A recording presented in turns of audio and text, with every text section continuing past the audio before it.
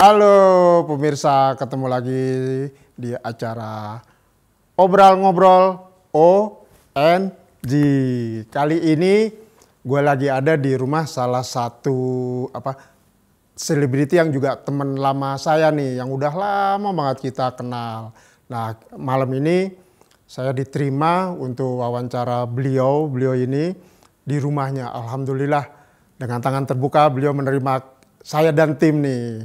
Nah, beliau ini adalah dulu dan sampai sekarang sering mondar-mandir di acara TV, baik di TV1, TV2, TV lainnya.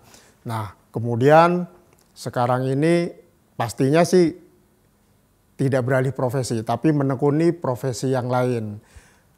Sepertinya sih sangat unik juga nih, berburu hantu, Ghostbuster kalau kita namanya.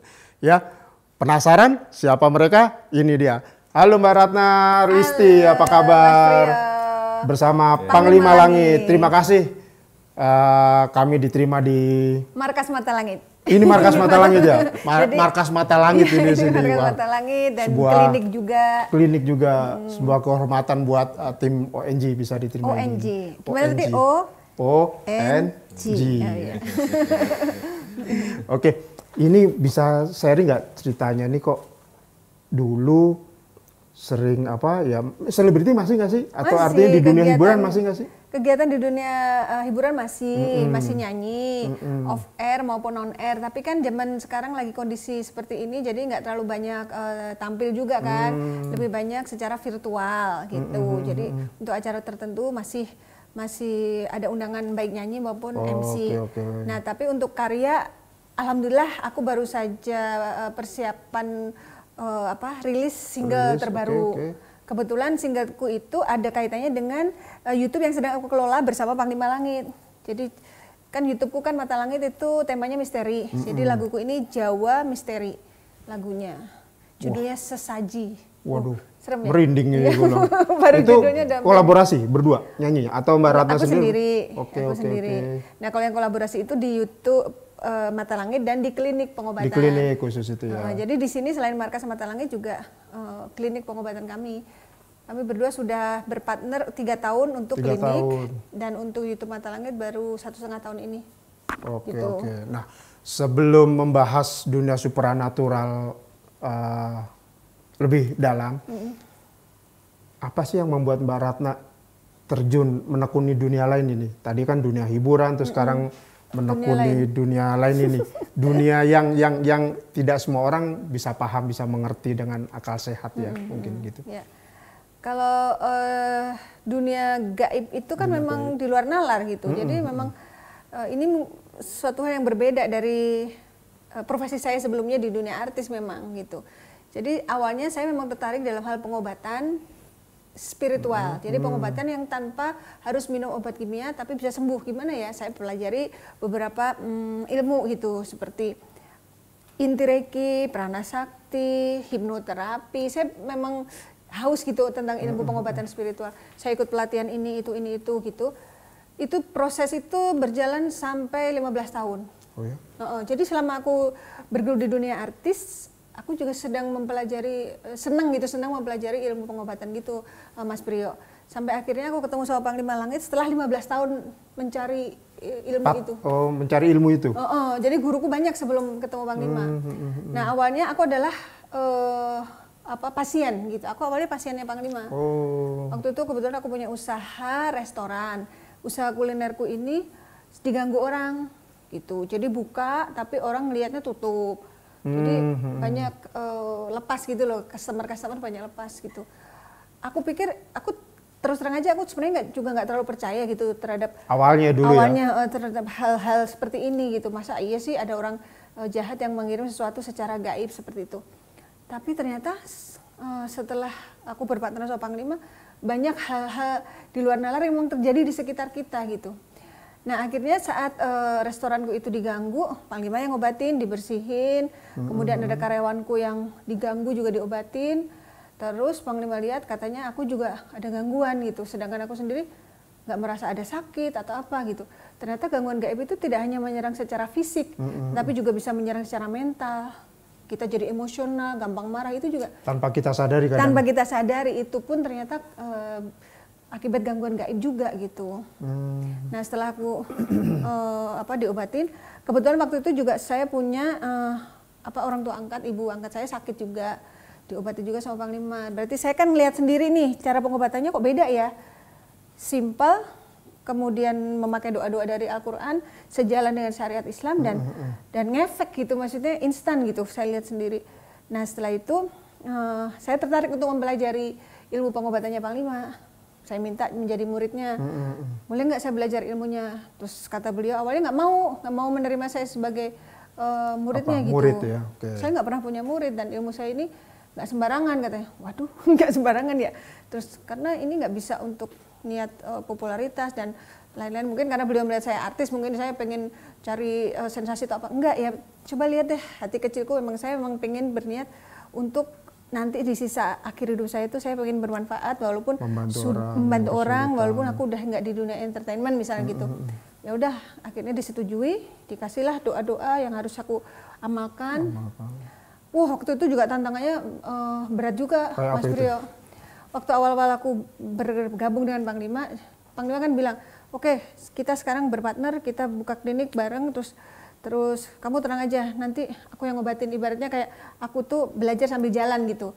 Kalau ibarat klinik kedokteran, beliau dokternya, aku susternya. Kamu lihat ngobatin, kamu bantuin bagaimana cara menghandle pasien gitu. Nah saat itu aku banyak justru pertentangan tuh orang-orang terdekat, Mas Priyo. Baik dari keluarga. Dari teman-teman sesama artis gitu. Kayak mereka tuh nyalain aku gitu. Ngapain sih? Udah bagus-bagus jadi artis, pakai jadi dukun. Nah gitu. Dukun ya? Banyak banget gitu yang menganggap saya tuh kurang kerjaan gitu, nyari penyakit gitu-gitulah intinya. Tapi nggak tahu hati kecil saya bilang, ini jalan saya gitu. Mungkin memang tantangannya berat ya, tapi saya percaya bahwa di sini tuh akan ada kemuliaan gitu.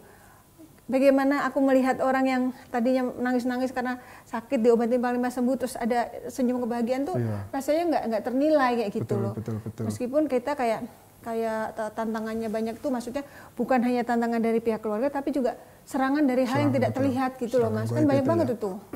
Kita ngobatin orang kan sama aja kita kayak mengambil alih masalah orang itu. Iya, gitu. ikut campur Gitu. Itu yang dibilang. Nah, sebelum menekunin dunia supranatural spiritual ini, Mbak Radya itu sendiri punya bakat atau punya indera keenam atau sixth sense apa segala macam?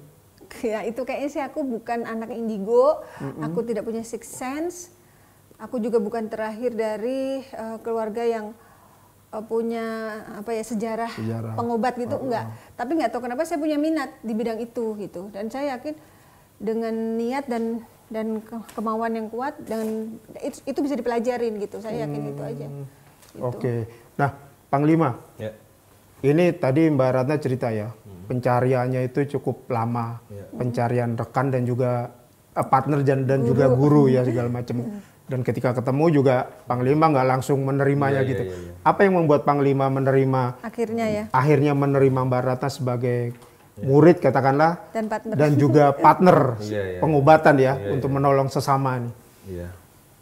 Ya kalau saya melakukan sesuatu hal itu memang berdasarkan gerakan hati yang pertama.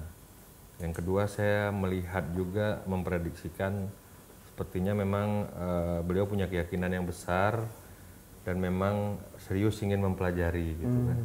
Karena saya memang tipikal orang yang sangat menghargai jikalau ada orang yang memang benar-benar serius ingin belajar. Artinya belajar yang ilmu yang bermanfaat.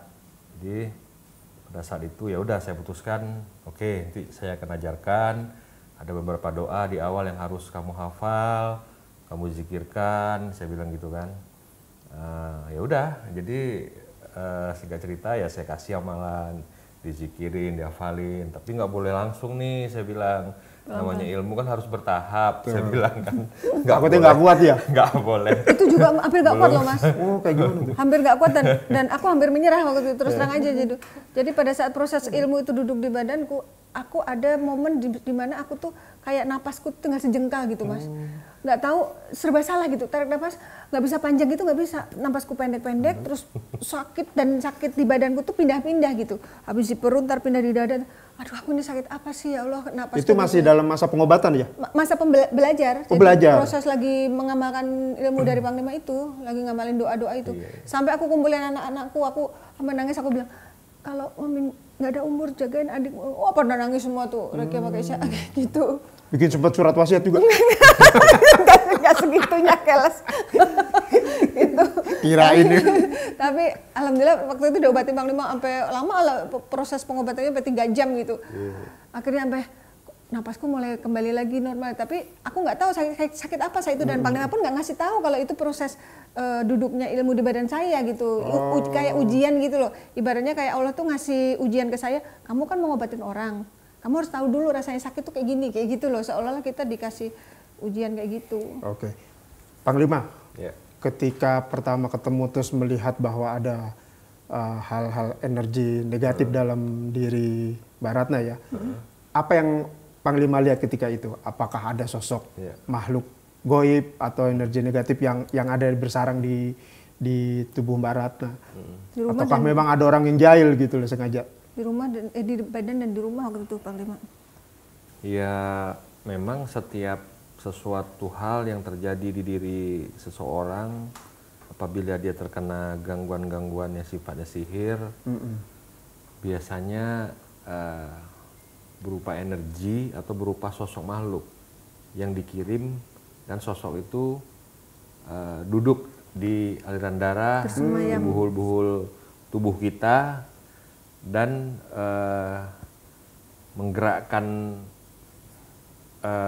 gerak-gerik ucapan dan tingkah laku kita sesuai dengan yang dia harapkan gitu. Tanpa si pemilik badan sadari itu ya? Bener. Ataupun dia membuat, misalnya ini seolah-olah orang itu nggak melihat orang ini, kayak Ditutup dicuekin auranya. sama orang, jadi kayak nggak terlihat lah gitu ya, seperti ditutup auranya.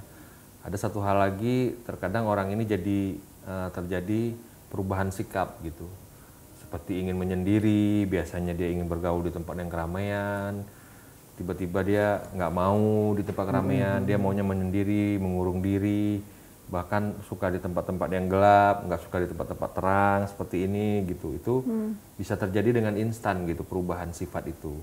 Jadi itu bukan perubahan psikologis sebenarnya. Karena ada makhluk ya. Karena ada sosok makhluk yang dikirim, yang diperintahkan oleh si dukun tersebut untuk mengubah mindset orang tersebut, perilaku orang tersebut, dan bahkan mungkin ya Emosi. bisa jadi sampai ke fisik juga bisa ikut berubah gitu. Karena saya punya pengalaman orang yang terkena gangguan jin bisa menyerupai jin tersebut gitu. Contohnya, ada pernah saya mengobatin di Aceh waktu itu sosok seseorang yang terkena kiriman siluman ular. Jadi dia punya kaki di sebelah kanan ini, kalau dia berjalan kakinya tuh selalu kayak tapak kakinya terbalik tuh ya? menuju ke atas langit gitu. Jadi memang lilitan badan ular itu di akhir ujungnya itu ekornya gitu. Jadi kalau dia jalan begini, nanti dia jalan lagi kakinya bisa ke atas, dia jalan lagi begini begitu. Tapi kalau yang waktu itu apa di badanku? Iya apa yang dilihat? Kalau saya lihat waktu itu berapa di parahnya itu pocong ketika ya? itu? badannya terbalut pocong Nah, itu beliau. Karena saya lihat ini udah terbungkus kain kafan, saya lihat kan. Dan ada Waktu itu ya pernah biasanya ada kalau orang mayat ditutup katanya. aura itu tuh dipaku juga biar nggak bisa kemana-mana gitu kan. Habis itu apa yang dilakukan biasanya mentok-mentok mulu, jarang yang bisa sukses gitu melejit sampai ke booming banget gitu tuh jarang biasanya. Kalau orang-orang yang udah terkena kita bilang gangguan ditutup auranya tuh biasanya begitu gitu. Dan ya apa ya, kalau kita bilang tuh karirnya jadinya flat aja gitu. Flat ya, datar. Flat, karirnya flat. Iya. Kalau kira-kira tidak berdampak fatal ya dia flat, dia nggak turun tapi dia nggak naik gitu. Itu udah termasuk kuat dia, udah termasuk bertahan berarti dia. Tapi ada yang memang sama sekali langsung drop habis. Iya, iya. Sampai orang juga nggak mau ngelihat, nggak mau lagi ya. ngasih jobnya apa segala macam, sampai sebegitu biasanya. Gambaran yang ketika itu yang dirasain apa? Misalnya malas untuk beraktivitas atau udah semaksimal mungkin tapi ya itu tadi hasilnya cuma datar-datar aja apa gimana? Kalau waktu itu urusan karir aku tuh gini Mas Rio, misalkan aku ada komunikasi nih, aku kan misalkan aku nggak tinggal diam gitu, misalkan aku lama nggak ada job tuh aku menghubungi gitu temanku yang mungkin produser, apa aku hubungin ini supaya ingat aku lagi ini deh, oh iya nanti dikabarin, ternyata nggak ada kabar gitu, oh iya nanti bulan depan mau ada produksi ntar dikabarin ya, ternyata nggak ada kabar. PHP lah ya. Ya bagi seolah-olah PHP, mungkin pada saat itu ingat tapi tiba-tiba lupa gitu, itu dalam hal karir kayak gitu. Terus beberapa job cancel gitu, misalkan udah aku kosongin jadwal nih tanggal sekian jangan terima jadwal lain, aku terima job ini gitu, ternyata pas udah deket cancel gitu.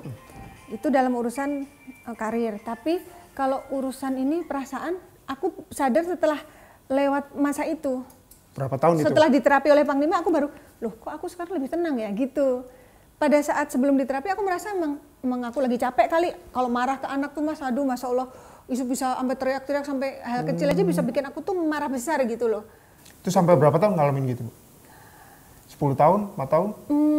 Kalau tahunnya aku nggak Tanpa disadari. disadari, mungkin ya sejak sebelum aku menjadi single parent udah seperti itu. Sampai aku udah single parent sampai sebelum ketemu Panglima gitu. Oke, kira-kira siapa tuh kalau umpamanya teman dekat, Kalau soal itu mah rahasia. teman sesama selebriti yang iri atau segala macam, atau mungkin tetangga atau lingkungan sekitar? Yang jelas biasanya kalau orang yang ngerjain kita itu orang terdekat gitu, yang Rumusnya begitu ya? rumusnya Panglima ya? Biasanya nggak jauh-jauh ya? orang dekat lah gitu. nggak mungkin yang tidak kita kenal. Tidak kenal. Pasti yang kita kenal. Oke. Nah, seberapa jahat sih misalnya kalau di dunia kayak begini nih, dunia goib begini, permainannya gitu? Ya, jadi dia ada beberapa Praktek-praktek itu gimana sih itu? beberapa tingkatan sih ya. Ada yang niatnya bahkan kalau yang saya bilang kalau yang langsung ngebunuh sih itu lebih nggak sadis gitu. Itu tingkat yang paling baik, langsung membunuh tuh tingkat paling baik gitu? sebenarnya. Di dunia perdukunan ini kok begitu? Langsung membunuh korban yang dituju meninggal, Nah, itu tahap yang bagus. Tahap yang paling bagus. Paling bagus, karena tidak menyiksa apa gimana? Tidak menyiksa. Tidak menyiksa si korban. Iya, dia yang paling berbahaya itu kan kelakar tumbuh di batu, hidup segan mati tak mau. Jadi istilahnya itu berobat, habis harta, rugi waktu, tapi nggak sembuh-sembuh, tapi nggak mati-mati. Gitu. Jadi terus begitu aja gitu. Kan menderita gitu. Iya. Yang Siang menderita malam bukan pasien susah aja, tidur, keluarganya juga. susah bernapas, tulang nyeri, kepala nyeri, Berobat nggak kehidupan sembuh-sembuh. sehari-hari merasa kayak ketakutan, dihantui hal-hal yang Nggak bisa tidur. yang nggak bisa dipikirkan dengan akal sehat gitu. Teman yang diajak curhat juga nggak bisa ngasih solusi. Keluarga ya apalagi gitu kan. Jadi emang harus ada orang-orang yang ahli. Orang ahli dengan orang bisa itu beda ya. Bisa belum tentu ahli gitu. Tapi kalau ahli sudah tentu pasti bisa. Nah, motifnya ini kebanyakan apa nih? Dari sekian Pasien. tahun, dari sekian tahun nih buka klinik nih ya. Motifnya kebanyakan apa nih? Macam-macam Ada ya. percintaan, bisnis atau apa gitu. Nih Kasus yang mungkin paling ada berat gitu tim ya. saya nih pengen ini berobat juga nih. Ada yang kena guna-guna nih. Si Ivan nih. Kan. Sebenarnya ya, kalau yang tingkat mengobati orang versi saya yang paling sulit adalah mengobati gangguan kejiwaan. Karena mengobati orang terkena gangguan jin itu lebih gampang sebenarnya, lebih mudah ketimbang mengobati yang sifatnya itu psikologis. Awalnya gangguan jin ya, awalnya gangguan jin, lama-lama jadi Gangguan ODGJ. kejiwaan. Tapi dalam arti kata nih gangguan kejiwaan gini, jadi dia ada satu tipikal manusia yang sudah diberi penjelasan, sudah diberi arahan, tapi dia menerima gitu pada saat di depan kita gitu. Tapi pada saat dia udah nggak di depan kita, dia sudah pulang ke rumahnya, dia pada kepercayaan dia sendiri kembali gitu. Dan pada prinsip dia kembali. Dan kita katakan lagi yang sebenarnya, dia ngangguk gitu, oke iya gitu yang kita bilang. Tapi begitu sampai di rumahnya, dengan kepercayaan dia lagi. Jadi dengan apa istilahnya itu, kepastian-kepastian yang Diyakini menurut sendiri. dia gitu, keyakinan menurut dia gitu. Nah. Jadi dia visualisasikan sendiri, dia terjemahin sendiri, nanti dia utarakan lagi sama kita gitu. Nah, Jadi kalau memang dia masih menganggap dia yang lebih tahu daripada kita, ngapain dia datang kemari nah, gitu. yang kayak gitu tuh awalnya gara-gara apa tuh waktu itu Panglima? Kan begitu kan? Kiriman orangnya. Ngapain dia datang kemari? Jadi ini orang sakit jiwa sebenarnya. Jadi sakit jiwa itu bukan berarti harus di rumah sakit jiwa, bukan harus di orang yang di jalan-jalan kita lihat udah nggak ngerti menyapa kita, udah nggak ngerti dipanggil, sudah bau, sudah nggak ngerti mandi, yang ngerti cuman makan doang, bukan itu yang sakit jiwa. Banyak sebenarnya orang-orang yang di sekitar kita yang terlihat seperti tidak sakit gitu. Nah, Terlihat tidak seperti ODGJ. Sesungguhnya mereka tapi tingkat ODGJ-nya sebenarnya melebihi dari orang ODGJ. Tapi lebih berbahaya orang-orang yang sifatnya terlihat biasa, tidak sakit, tapi sebenarnya mengalami gangguan jiwa yang sangat tinggi gitu. Itu yang Tanpa sulit ya. kita sadari, tanpa kita melihat dengan jeli gitu. Orang itu sebenarnya udah sakit nih. Nah, tapi Banyak itu banyak. pertanyaan Mas Priyo tadi motifnya apa? Jadi orang mengirim santet tuh gara-gara apa gitu? Apa gara-gara masalah Kalau asmara? santet itu kan SMS judulnya. Apa tuh? Susah melihat orang senang, senang melihat orang susah. Dengki khianat. Iri. Iya kan? Iri. Dengki Panjang khianat, iri gitu, Pan. dengki. SMS, makanya saya bilang susah melihat orang senang, senang melihat orang susah. Nggak kuat hati itu melihat temen naik pangkat, ya kan? Penyakit karirnya hati lebih sih. Tempat bagus. yang basah, ya kan? Habis itu nggak boleh lebih sedikit orang lain. Persentase teman terbanyak kita. karena Jadi, iri dengki sih Mas. Itu Jadi ya, ya penyakit hati seperti yang itulah sulit gitu. Jadi disembuhkan ya. kalau menurut saya pribadi, kalau di dunia ini orang berlapang dada gitu dengan ikhlas menerima kenyataan apa yang diberikan Allah dan sifatnya harus mensyukuri gitu atas apa yang diberikan, rasa saya dunia ini damai gitu. Damai, betul. Yang terjadi kekisruhan dan malapetaka dan segala macam Penderitaan. kriminalisasi keonaran itu disebabkan karena Iri tidak dengki. adanya Keikhlasan. dan kelapangan dada. Ya kan? Itu Pada saat persentase terbesar itu ya. saling apa ya, kita melihat orang lain, tetangga, teman dekat kita. Jadi Iri. jadi makanya itulah harus jagalah hati katanya. Ya kan? Jagalah hati karena hati ini sulit. Betul. Sulit kita jaga hati ini. Itu ranking 1 tuh Mas iri dengki. Ranking 2 masalah asmara. Asmara. Misalkan diputusin, ngirim santet, cinta ditolak, kirim santet, diceraiin, kirim santet, gitu. Ada teman saya nih, kru saya nih, itu hampir kolaps juga begitu. Gara-gara diputusin sama mantan pacar dulu. Itu terus asmara, jadi iri dengki, asmara, terus ada lagi yang gangguan itu bukan karena kiriman orang Mas, Jadi karena dia yang undang. Jadi pada saat masih muda dia pernah pasang susuk, pas sudah tua sakit-sakitan. Dia curiga siapa sih yang jahat sama aku, dikirim siapa. Setelah kita mediumisasi kan kita kalau mengungkap kasus gaib kan kita ungkap sedetail-detailnya seakar-akarnya dengan proses mediumisasi. Maka itu jarang meleset gitu. Panglima tarik sosoknya itulah yang kita interogasi. Ternyata dia mengaku bahwa aku bukan dikirim siapa-siapa, kan kamu yang undang aku. Pernah nggak kamu datang ke Pelabuhan Ratu saat 10 tahun yang lalu? Terus dia ingat-ingat lagi, oh iya aku pernah datang ke Pak Haji waktu itu. Iya, aku dari situ katanya. si makhluk gaib Makhluk itu yang komunikasi ngaku Loh, ya. tapi kan itu Pak Haji. Iya, Haji kedoknya katanya. Kan setannya yang ngaku. Banyak gitu, banyak betul.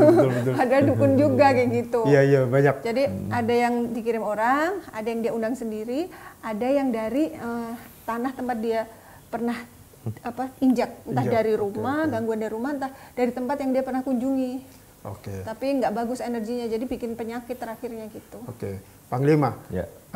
Yang sering orang-orang jahat kirim ke tubuh seseorang segala macam. Itu bentuknya apa ya, Panglima? Apakah jin, makhluk jin, makhluk apa bedanya sekalian nanya nih? Makhluk jin, makhluk setan, nama iblis segala macam itu apa bedanya? Tingkatannya itu di mana itu? Ya, sebenarnya nggak ada bedanya sih. Nggak ada bedanya.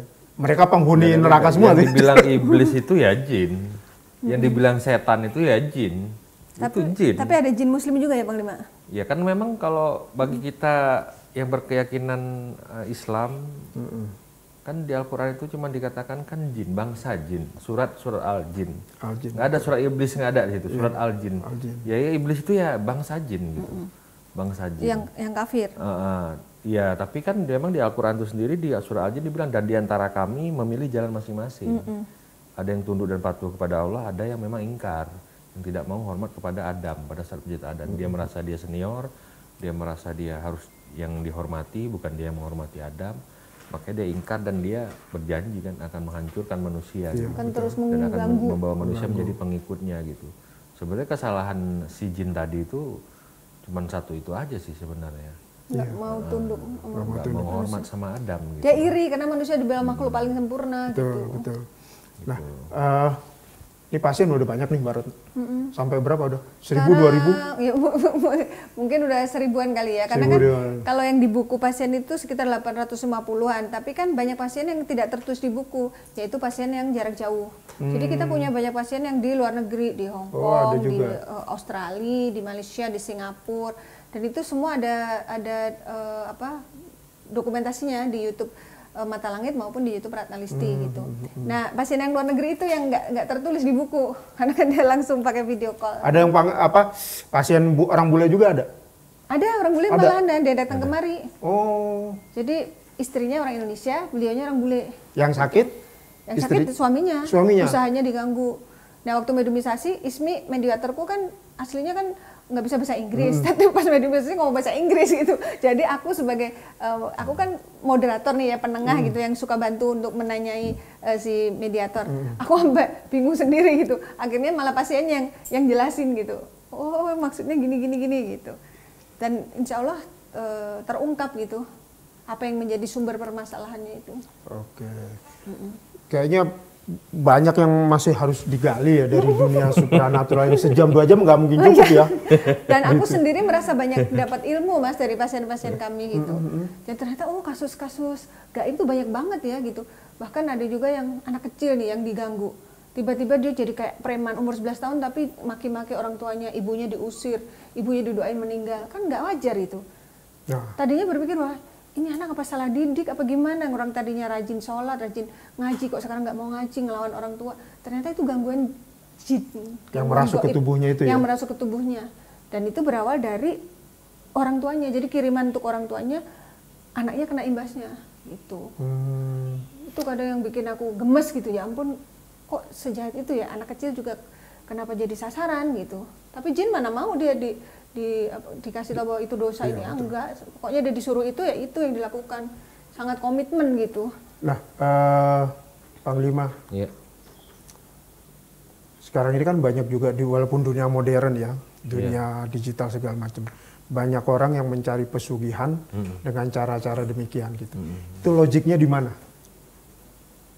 Kalau pesugihan Banyak sih ya. Iya, tergantung. seperti kayak ada berita yang baru tuh, yang orang tua cukil mata anak Ngeri. itu demi sebuah pesugihan. Nah itu di situ. Itu gimana tuh? Ya tergantung temanya sih ya. Orang-orang kan banyak memang yang lari ke pesugihan itu ya karena kesulitan ekonomi. Tuh. Habis itu satu lagi pengen kaya gitu ya. Jadi nanti ya mungkin mencari atau mendengar Cara jalan pintas ya. dari teman sendiri atau dari siapa yang pernah memang punya pengalaman untuk hal-hal tersebut gitu. Ya biasanya ya kalau pesugihan begitu pasti ada yang dimakan korban gitu. Ada yang jadi tumbal. Nah, istilahnya mungkin bisa jadi anaknya sendiri, bisa jadi ponaannya sendiri gitu. Dan kan banyak pesugihan, ada yang pesugihan harus yang sedarah dengan dia. Iya. Ada pesugihan misalnya lagi, Karyawannya. aduh macam-macam dah ya. Wah, pentingnya ada yang jadi korban aja itu nanti. Jadi memang yang saya lihat pesugihan ini tidak akan terputus sebelum ada yang memutuskan gitu. Jadi itu kan udah ada keterikatan perjanjian antara si yang ingin menyugih dengan si setannya tadi. Walaupun yang mau nyugih itu, misalnya pasangan suami istri sudah meninggal, Sudah meninggal. Tetap Turun ke dia anaknya, anaknya turun ke tetap cucunya. iya. Sebelum ada yang memutuskan. ada yang perjanjian itu putus. Iya. Yang bisa memutusnya ya orang-orang seperti Panglima ini, kayak gitu. Kalau misalnya suami istri yang pesugihan ini udah meninggal, anaknya pun udah menjadi korban, terus ke siapa lagi? Ya, dia akan Cucunya terus. lagi. Pentingnya sebelum ada yang memutuskan itu nggak akan putus. Gitu. Kita pernah ada pasien nih Mas, udah kita masukin ke YouTube juga, namanya Tony. Anaknya masih umur 18 tahun atau 19 tahun gitu, masih belasan tahun. Dia diganggu oleh demit gitu. Ternyata setelah kita telusuri melalui mediumisasi, ternyata kakeknya dia pernah punya perjanjian dengan goib gitu. ya kakeknya udah meninggal. Itu kena ke cucunya gitu, cucunya nggak tahu apa-apa. Terus? Ya harus diputusin sama Panglima, nggak ada ampun, udah kalau udah nggak ada urusan, kamu dikasih pilihan, kamu mau tobat atau mau aku hancurkan gitu. Wah aku nggak bakal tobat, aku mendingan aku mati. Ya udah hancurin gitu. Nah kalau istilah dihancurkan itu si silumannya itu benar hilang atau hilang sesaat atau hancur atau bagaimana? Terbakar apa gimana? Ya tergantung ya. Apa mau kita hancurkan, kita bakar, atau memang kita suruh pergi begitu saja, jangan mengganggu lagi, kita pisahkan, atau kita tobatkan. Yang tadi pertanyaan Mas Priyo, kalau dihancurkan tuh kemana dia gitu? Kemana ya? Kalau musnah. Musnah. Bisa musnah itu. Bisa. Terbakar apa gimana tuh Panglima? Ya, jadi asap ya atau? terbakar. Pecah istilahnya, ya memang lebur lah gitu, hancur. Lebur. Nanti dia bisa berwujud lagi atau memang udah jadi apa? Abu atau bagaimana kalau di Ya dunia bukan gitu? jadi abu ya, kalau makhluk itu kan dia kayak apa ya kita bilang, sejenis api ya. Sejenis api karena tercipta dari api dan cahaya gitu ya. Jadi ya memang ya kayak di film-film tuh lah, simsalabim hilang. Hilang. Hancur. Dia nggak bisa balik Cuma lagi. walau alam bisawab ya, itu dia kemana gitu ya. Pentingnya musnah aja gitu. Tapi balik lagi enggak kata Pak Mas Priyo? Iya itu. Dia bisa berwujud ke jin lagi dan mengganggu lagi apa gimana? Oh ya enggak. Berarti udah lebur itu ya? Udah musnah ya Ya musnah. kayak kita juga berperang gitu. Kayak manusia berperang, kalau yang udah terbunuh ya harus dikuburkan. Kalau kita kan sifatnya memang punya jasad gitu ya, punya raga. Kalau dia kan ibarat angin. Ibarat angin menggantung-gantung di langit-langit bumi. Mungkin maksud Mas Priyo, kan ada tuh yang katanya udah diobatin tapi kok balik lagi setannya gitu. Ya itu salah satunya. Itu sebenarnya nggak balik lagi, emang belum pergi ya kalau kayak gitu. Jadi kalau rata-rata itu yang sudah yang kelasnya super elit, jin-jinnya itu dia kalau udah menyerah ya dia biasanya nggak akan ganggu lagi. Tapi dia sebelum dia mengaku dan merasakan kekalahan dari kita, ya dia nggak akan pergi gitu. Sebenarnya masih di situ juga. Bukan berarti dia balik lagi, nggak. Dia nggak balik lagi, dia memang masih ada gitu. Nah, Panglima dan Mbak Ratna, dari sekian ribu pasien yang ditanganin, terus kemudian berbagai macam penyakit, berbagai macam kasus segala macam, yang paling berat yang mana? Kalau dibilang yang paling berat sih tingkatannya sampai ke nyerangnya. Kalau yang terasa banget memang sampai ke fisik gitu ya, apalagi ke badan mediator saya apa itu semua, itu yang ada dia kena santet dari Banyuwangi, itu kakinya begitu turun di sini langsung nggak bisa jalan, nggak bisa gerak, kulit ini sudah bersisik semua. Gatel. Habis itu saking gatalnya itu kalau digaruk pakai kuku, pakai tangan begitu dia udah nggak berasa gitu. Jadi Garuknya sampai pakai pisau gitu, diginiin tuh, nikrokin apa penyakit yang ya udah kayak kurap gitu ya. Ada tuh di YouTube Mata Langit Madam Yulia. Jadi itu memang pada saat saya tarik makhluknya dan kita mau interogasi memang masih mengarah ke dari Banyuwangi. Tepatnya tuh Alas Purwo yang Desa Penari. Ya memang setannya juga masuk menari-nari di sini. Masuk ke badan Ismi nari-nari. Wujudnya kayak ratu ular gitu ya. Wujudnya kayak ratu ular dan langsung nyekek mediator saya gitu, kayak mau dibunuh gitu. Jadi jin itu kalau udah terpojok menyakiti mediator, mediatorku cekek.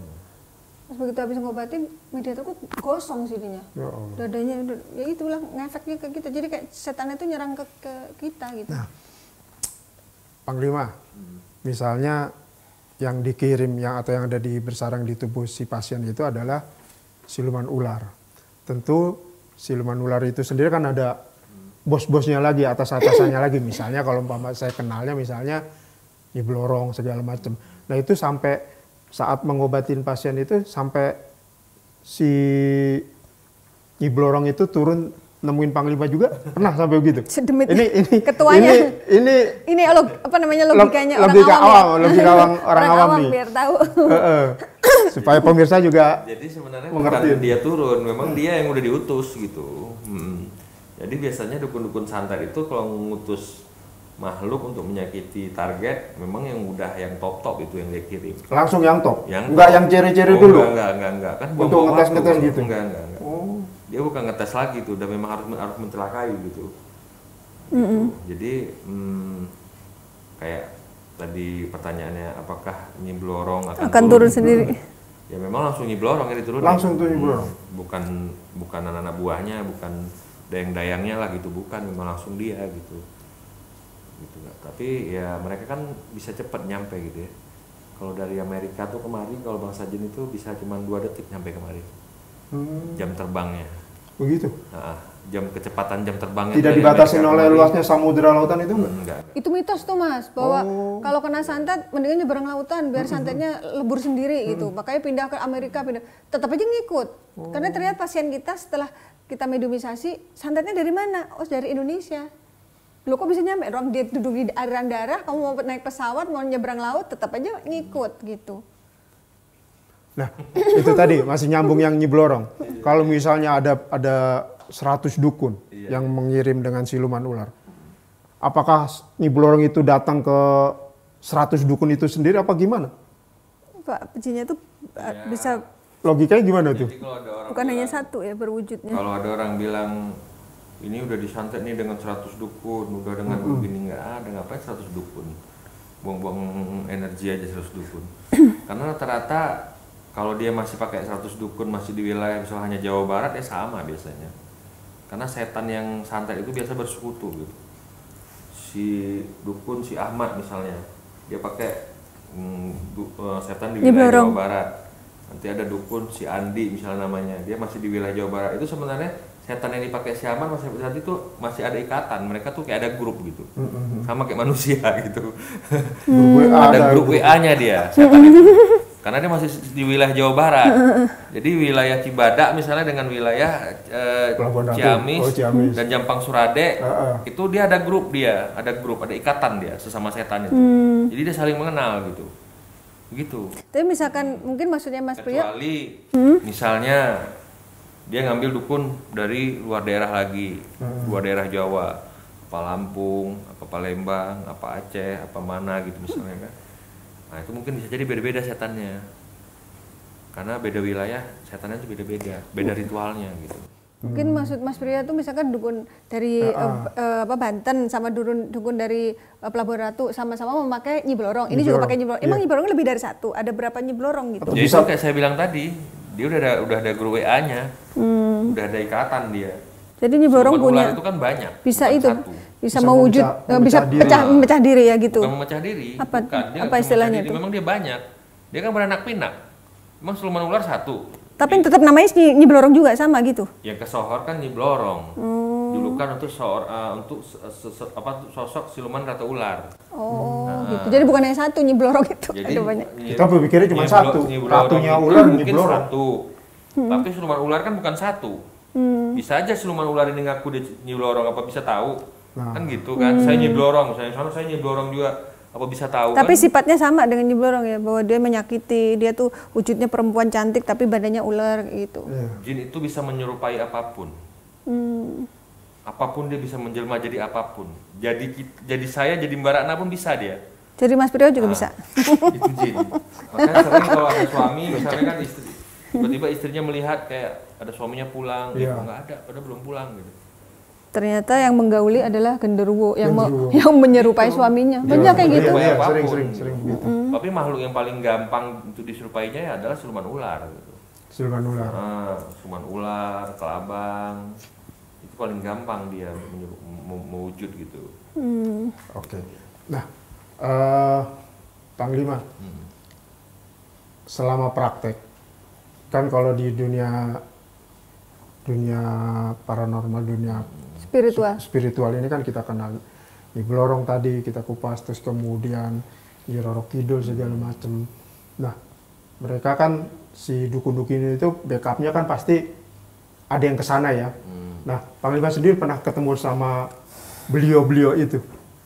Kayak Nyi Roro Kidul? Iya. Nyi Roro Kidul saya sudah ada 2 kali kalau nggak salah, saya ngobrol langsung.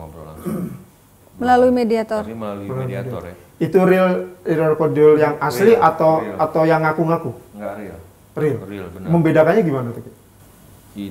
Kalau membedakannya gimana ya? Kalau yang saya lihat pada saat dia datang tidak semudah yang seperti ada di lukisan gitu. Jadi usia dia kalau manusia saat ini saya lihat tuh umur 2000 sekitar dari raut wajah ya hampir ke 52-an gitu. Muda berarti? 52 tahun. 52 Ya tahun. setengah bayi ya, bukan Iya, muda iya. juga gitu. Jadi kan yang kebanyakan dilukis-lukis orang kan masih muda. Cantik. Emang dulunya seperti itu, dulunya. Tapi yang aslinya yang saya lihat itu pada saat dia datang itu seperti begitu.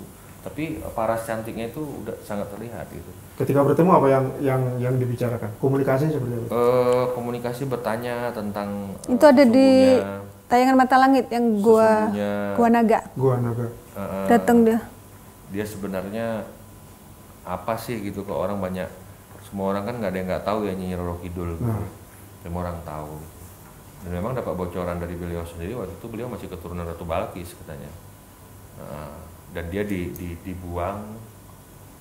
Ya, sebenarnya saya nggak layak juga bercerita ini. Sebenarnya videonya kita punya, dan video itu nggak tahu kenapa tiba-tiba bisa terhapus gitu. Oh, gitu? Sampai di markas ini. Itu kayak ada yang memang 1 jam nggak setengah boleh durasi kita waktu itu. nggak boleh disampaikan juga ya. Langsung kita mediumisasinya di kamar 308. 308 Pelabuhan Ratu. Pelabuhan Ratu ya. Itu dia datang tuh pada saat itu. Ya, Beliau dan datang. Oh, dia datang dengan kereta kencana. Panglima sama Barata ke sana? Sama semua, sama tim.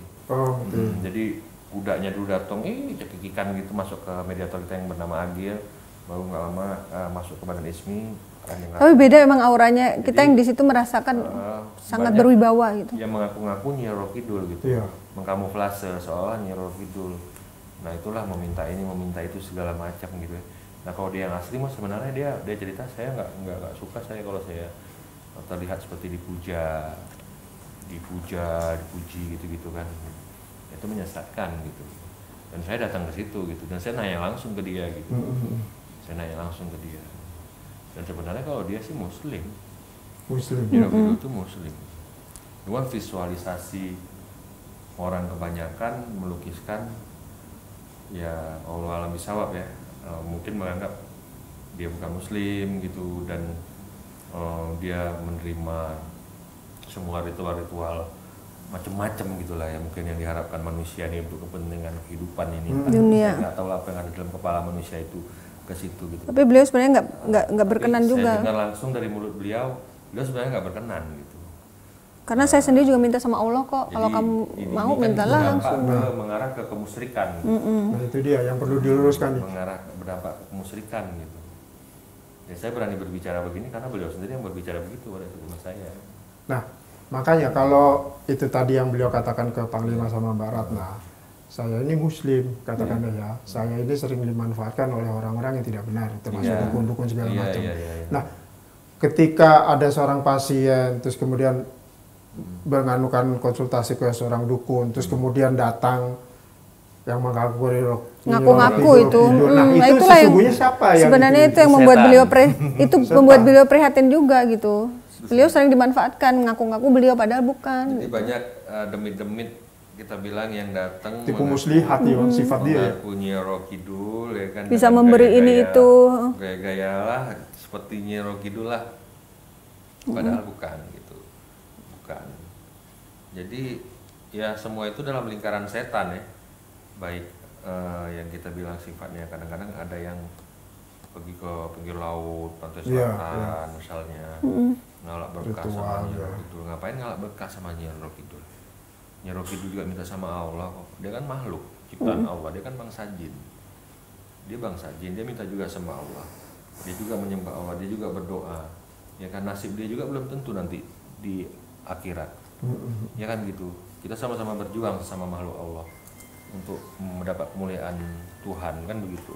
Jadi kalau ada manusia datang minta ngalap berkah, minta kesuksesan, minta apa, itu kan namanya kan udah Musyrik. tanpa disadari udah salah jalan gitu kan. Dan yang disayangkan lagi kok otaknya nggak nyampe gitu loh, nggak nyampe gitu dengan apa yang harus dilakukan gitu. Ya terlena dengan itu janji-janji manis setan tadi. Demit, kan. ngaku-ngaku. Janji manis setan tadi kan memang luar biasa ya, sampai membuat hati dan pikiran manusia tuh kayak tertutup gitu. Tipu muslihat. Kayak tertutup sehingga manusia tuh menganggap ini nggak masalah kok, ini benar kok, yang udah saya ngelakuin ini benar gitu. Nggak sadar terakhirnya. Ada pihak-pihak lagi yang memang lebih meyakinkan orang tersebut gitu, untuk lebih mempercayai kan. Ini nih bisa untuk inilah penglarisan, misalnya usaha lancar, aura bersinar, orang seneng segala macem, mungkin diisi di satu benda, ditanamin ke muka. Ya sah-sah saja, bisa-bisa aja. Misal dia bilang, terbukti kok saya selama pakai yang dari misalnya pantai selatan, ditanamin benda, ditanamin kelihatan apa, pada kecantol semua tuh sama saya, pada ini, pada rezeki saya lancar, bukan begini. Ya iya kan udah ada setan yang dimasukin ke dalam benda tersebut, ditanam di muka seolah-olah dia cantik, bukan seolah-olah, memang terlihat cantik ya.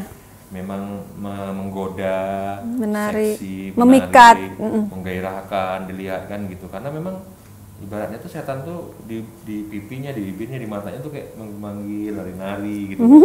Jadi batin kita yang bisa melihat. Diterima akal sehat dan logik ya. Batin kita yang melihat, mata batin kita yang melihat, bukan mata zahir.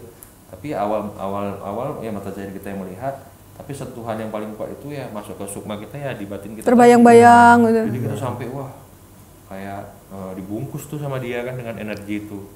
Sukma kita dibungkus melayang-layang, kita mulai kita nggak bisa tidur malam, menghayal terus, teringat terus perempuan itu misalnya kan, atau laki-laki itu misalnya kan gitu. Ya begitulah permainan setan tadi, canggih sebenarnya. Itulah. Setelah berpuluh-puluh tahun kemudian baru efek negatifnya terasa. Gitu. Nyerang ke fisiknya si pemakai susuk ini. Jadi sekarang kalau nanya, tuh pengobatannya pakai ilmu apa? Ilmu hitam, ilmu putih atau apa? Lihat aja mata langit udah nggak usah dijelasin panjang lebar gitu. Tapi ciri-ciri orang yang di dalam badannya ada jin. Oh iya benar. Tuh awalnya kita banyak yang bilang settingan. Iya, dengan adanya YouTube mata langit